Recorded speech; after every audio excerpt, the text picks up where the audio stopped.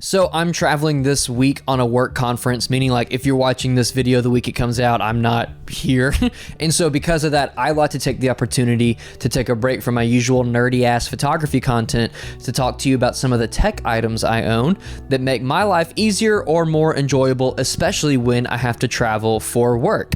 And none of these things have anything to do with photography. So if you only ever come to my channel for photography related content, I'd still encourage you to stick around. You know, maybe you might still find some value in these items I own, as I often use them when I'm out and about doing photography or video production. So without further ado, here are some of my favorite tech purchases that I've made over the past few years and how they enrich my life in their own fun ways. What's up? My name is Walter. I'm a photographer and commercial filmmaker based in the Southeastern United States. And on this channel, I am all about trying to put the fun back into professional photography. So if that's something that you are into, hit that subscribe button for more crap from me. So in no particular order, here are the tech items that I absolutely love. The first one is the iPad mini. I've owned a few different iPads over the years, an 11-inch Pro, a 12.3-inch Pro, and actually 3 different models of the iPad mini. And I come back to the mini every time. In my opinion, it's the last true iPad in the sense that it carries the ethos of what I believe the iPad was originally meant to be,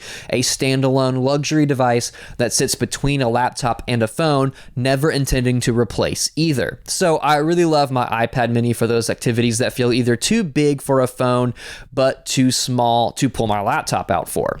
Like reading longer articles, watching YouTube videos while I do dishes, maybe even playing some games like Balatro and stuff like that. And I can't imagine getting on a flight without a few episodes of a show or a movie or two downloaded on my iPad mini. I also love using it with the Apple Pencil to take notes while I'm in church or in a meeting, make my to-do list for the week. The pencil's great. I'm able to draw if I want to, even though I never draw. My 2-year-old also loves to draw on it as well. So getting the iPad mini with the Apple Pencil, and that's the only accessory you have with it, is just... it's perfect. It's also the perfect size for reading ebooks and magazines, but I save most of my reading for my next item, the Kindle Paperwhite. I received this as a Christmas gift a couple of years ago in an effort to have some kind of recreational solo activity that did not involve a real screen, because I spend basically all day looking at some kind of screen. I work all day on my computer, I watch a movie or a show at night with my family, I play video games every now and then. Those are all screens that kind of wear on my eyes after a little bit. And so obviously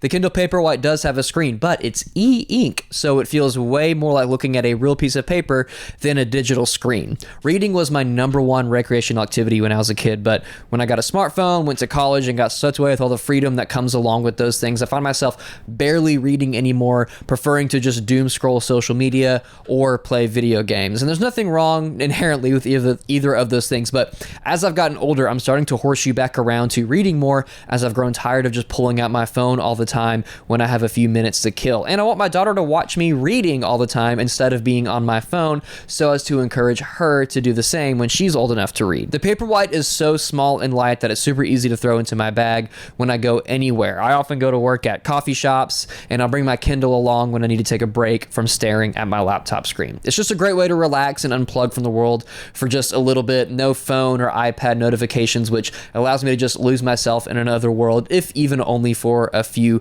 minutes. I do really like physical books, but the Kindle Paperwhite is just so convenient with its ability to hold many books at once, be so lightweight and small, and have a built-in backlight. That's honestly one of the biggest reasons, so I can read at night without bothering my wife while she's asleep. And that's something that I've been doing every night. I put my phone face down on my nightstand next to me, and I will read until I cannot keep my eyes open anymore. And it's just a much more smooth way to end my day instead of having a bright box full of light right in front of my peepers. I'm currently reading Crown of Midnight, which is the second book in the Throne of Glass series. Sarah J. Maas, if you don't know who she is, I guess you just don't know anything about books, because she's massive right now. She's Sarah J. Massive, and Throne of Glass is one of my wife's favorite series, and I'm really enjoying it so far. So shout out to the Kindle Paperwhite for allowing me to read a whole lot more now. Okay, now that I've got all the reading dorks locked in, time to get the gaming dorks locked in as well. This is definitely a more niche product, but I absolutely love my Retroid Pocket 5. It's essentially a mid-powered Android phone with a controller kind of built around it. I get access to the Google Play Store and all the games that you can download right through there, like Stardew Valley or Dead Cells, which are both really fun games. But it's also an amazing emulation device, allowing me to play a bunch of old video games from my childhood that I either loved then or was never able to get around to playing. So no matter where I am, I can whip this bad boy out and play some Stardew Valley, Pokemon, Jak and Daxter, Legend of Zelda Wind Waker for however long I had to do so, and then I can just lock it and throw it back in my pocket or my bag. I used to play a lot of video games. It was my go-to way to relax for a long time, but as a busy dad, husband, video director, and all the other things I have to do, I just don't have the time or energy to sit down in front of like a gaming PC to play something, nor do I want to take over the TV in the living room to play a game and therefore prevent my wife or whomever else from watching what they want to watch. So the Retroid Pocket 5 is absolutely perfect for somebody like me. You know, you love video games as a way to relax,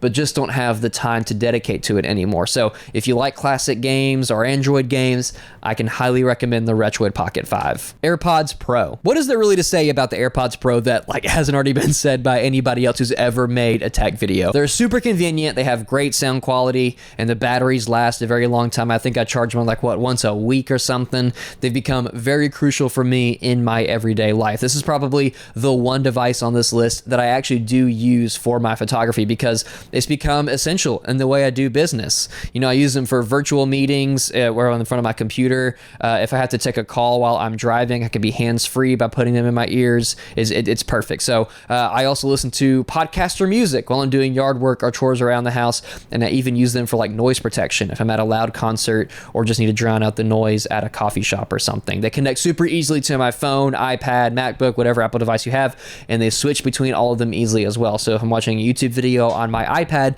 but then I get a phone call, I can answer the call and my phone automatically pauses the video and switches over to my phone. It's stupid convenient. I'm actually on my second pair because a couple years ago I dropped one of my AirPods into a bowl of water in the sink and it like fried the whole thing. And like the next day I went out to Target and bought another pair because I just use them way too much. That's how valuable the AirPod Pros are to me. And that's it. I'm not here to try to sell you any of this crap. I don't have any discount codes. I don't get any kickback if you do buy any of these things. The only thing I'm even going to link in the description is the Retroid Pocket 5 because that's a little more niche, might be harder to find for some people.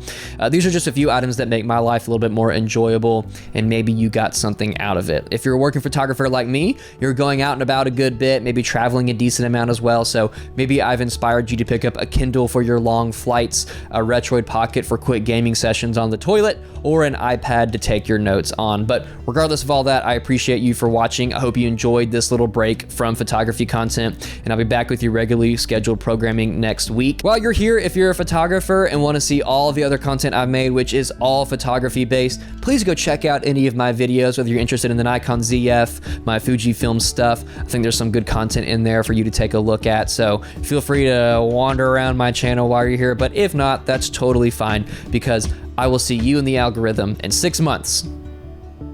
All right, there we go. All right, we can end it there.